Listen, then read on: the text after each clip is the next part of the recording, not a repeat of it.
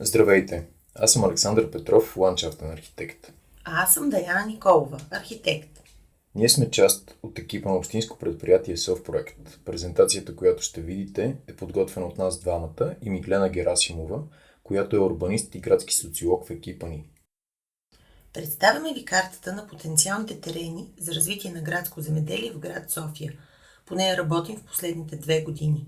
Ще демонстрираме основните стъпки по процеса на създаването й. В началото на 2018 година с нас се свързаха Люба Колчева и Диана Димитрова, които са част от граждански организации и инициативи, целящи развитието на градското земеделие.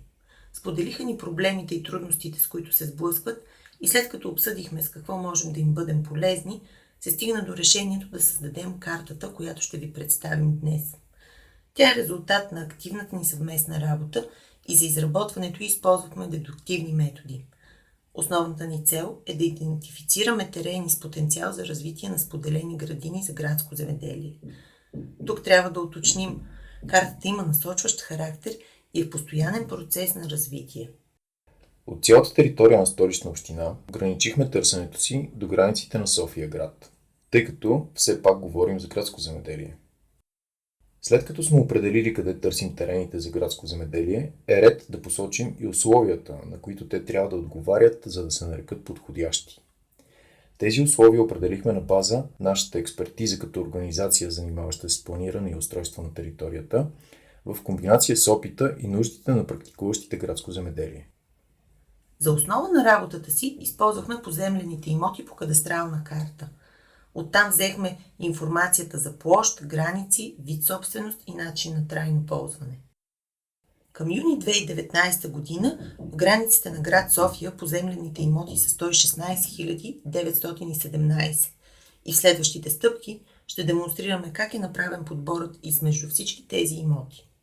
Първоначално приложихме критериите си към имотите частна и общинска собственост. Те се оказаха твърде много, а връзката с частните собственици трудна. Така решихме да фокусираме търсенето на най-подходящи терени само сред имотите общинска частна собственост. Този подход намали броя на потенциално подходящите имоти на 7459 в границите на София град. За по-добра видимост, нека се приближим. Сега последователно ще демонстрираме условията, с които се съобразихме при идентифицирането на терени с потенциал за развитие на градско земеделие. За доброто функциониране на една споделена градина преценихме, че са необходими поне 500 квадратни метра. Опитът на инициативата за развитие на градско земеделие в район Студентски обаче показа, че това може да се случи и на по-малък терен. Вследствие на това намалихме минималната площ на 200 квадратни метра. Освен да е достатъчно голям, един терен следва да бъде и свободен от сгради. Така изключихме и онези имоти или части от тях с интензивно застрояване. Терените, които ни интересуват, не бива да попадат в границите на обекти недвижима културна ценност. Това включва резерватите Борисова градина, Сергика Средец и Боянската църква с техните охранителни зони, както и груповите обекти недвижима културна ценност. Там правилата за ползване са специфични и или не предполагат възможност за практикуване на градско земеделие, или биха били предпоставка за усложнен процес по допускане на подобна дейност. Също така терените не бива да попадат в обхвата на площи, поддържани от дирекция Зелена система към Столична община. Това са преимуществено градини и паркове с широко обществено ползване, както и елементи на зелената инфраструктура с конкретно предназначение. Терените за градско земеделие не бива да попадат и в зони с шумово замърсяване. Поради тази причина, от потенциално възможните имоти и части от тях изключихме онези, които са подложни на шумово натоварване над 70 децибела. Градското земеделие изисква слънце. Ето защо изключихме онези площи, които попадат под дървесни масиви. Дърветата от своя страна хвърлят сянка. Генерирахме контур на сянката им, така че да определим реално засенчените площи. Тях също изключихме като непригодни. И сградите играят значителна роля при засенчването, но тук трябваше да се съобразим, освен с сянката, която те хвърлят, и с това, че около всяка сграда територията се ползва по разнообразен и често трайно установен начин. Тъй като основно изискване за всички терени е те да не създават проблеми, а възможности, искахме да избегнем потенциален конфликт между съществуващ начин на ползване и евентуално развитие на градското земеделие. Така около всяка сграда направихме контур или буфер с обхват равен на височината на сградата.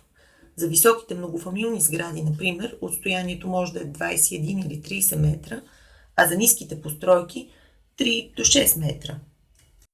След прилагане на всички изброени условия, броят на потенциално подходящите терени значително намаля. Само да напомним, преди да приложим условията, имотите бяха 7459, а сега те са 1845. Сред тях няма твърде малки, твърде застроени, твърде шумни или сенчести имоти. Погрижили сме се те да не са в паркове, градини или обекти на движима културна ценност. След като сме съобразили всички изисквания, касаещи качествата на терените, е ред да оценим допълнително получения резултат.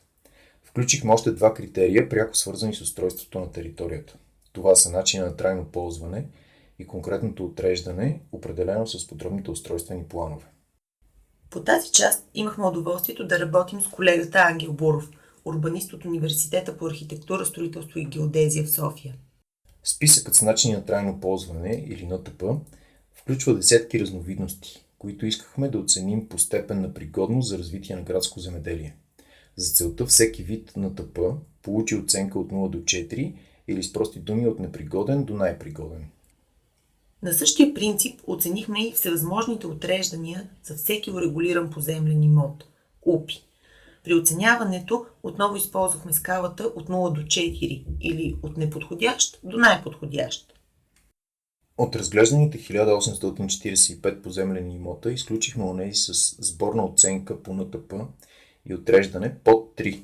Така останаха 1720 имота с потенциал за развитие на градско земеделие. Те съдържат в себе си 1949 терена, иначе казано имоти или части от тях, които отговарят на всички разглеждани до тук условия. Ето как изглежда разпределението на терените с потенциал за развитие на градското земеделие в град София.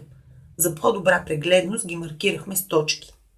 В зависимост от сбора на оценката по начин на трайно ползване и оценката по отреждане, разпределихме терените в 5 категории.